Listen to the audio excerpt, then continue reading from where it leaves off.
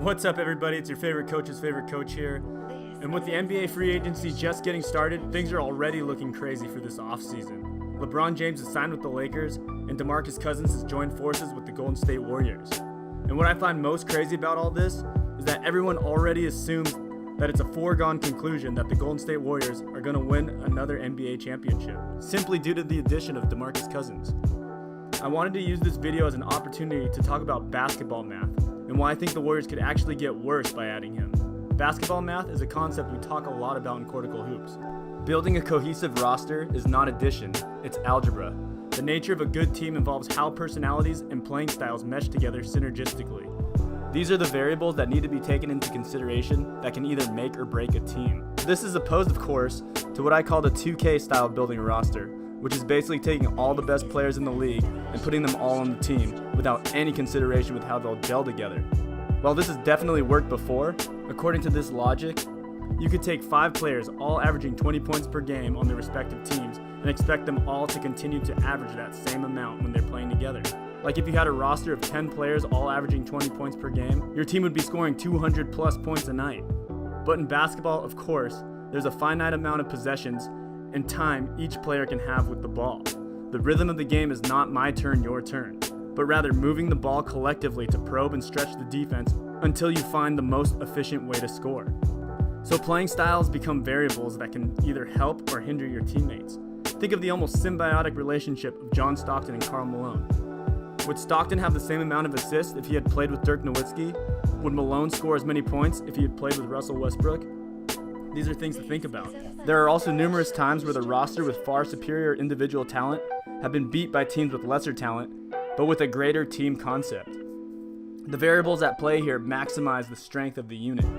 For example, all those times when Team USA lost to Argentina, Puerto Rico, Lithuania, there's absolutely no reason that a team comprised of 10 NBA All-Stars should lose in the international games. Anyways, point being, I don't think the addition of DeMarcus Cousins guarantees that the Warriors just cruise to the finals this year.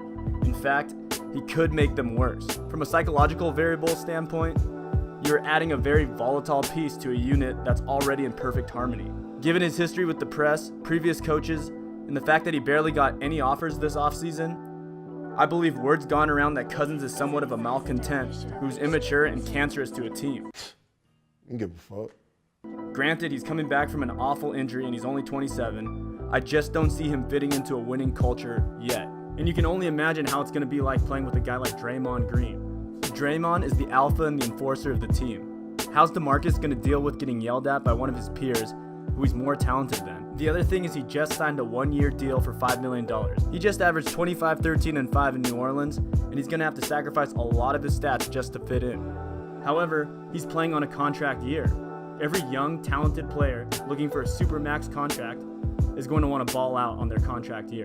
Because it's such a short amount of time, he has no real long-term commitment to the team, and his primary goal could be going just to raise his own personal stock. Not that there's anything wrong with that, it's just going to be very difficult when the rest of his roster is trying to win a championship. Remember, he had to reach out to them, and he had to take a significant pay cut just to play on their team. This brings me to the positives of this situation. Maybe this pay cut indicates that DeMarcus Cousins is maturing.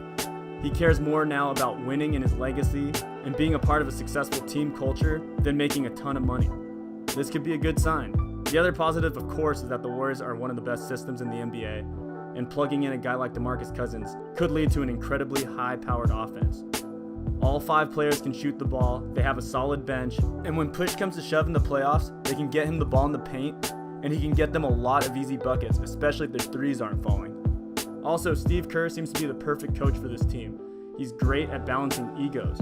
I always felt that the Warriors had a very delicate harmony on their team, with Kevin Durant and Draymond Green being the fiery leaders who give them grit and toughness, and Steph Curry and Klay Thompson being the more level-headed, even-keeled superstars. Both of these pairs really need each other to succeed. Thompson and Curry rely on the other two's grit, but without their composure, Durant and Green would become emotionally unstable. But things could get a little dicey if Steph Curry still never wins a Finals MVP. When legacy and narrative are at play, are things still going to be going smoothly? So again, I'm not sure how DeMarcus is going to fit in with all this, but if anyone can make this work, it's Steve Kerr. I'm also very curious to see how he's going to fit within their offensive system. Will the gravity of his presence down low lead to less space in the well-oiled machine that is the Golden State Warriors offense? The Warriors create a ton of space for themselves. You have to go over every single screen on Steph Curry from unlimited range, and you have to do the same for Klay Thompson. Your best defender has to guard Kevin Durant, your second best defender has to guard Steph Curry, and your third best defender has to guard Klay Thompson. You have to go over and hedge high every single screen. These weapons expand every other team's help defense so greatly that sometimes it just looks effortless for them to score. Even for guys like JaVale McGee, because his defender would have to help so much, he'd appear to have these uncontested dunks, and we were all left wondering, who's guarding this guy? But that's just the way the system works.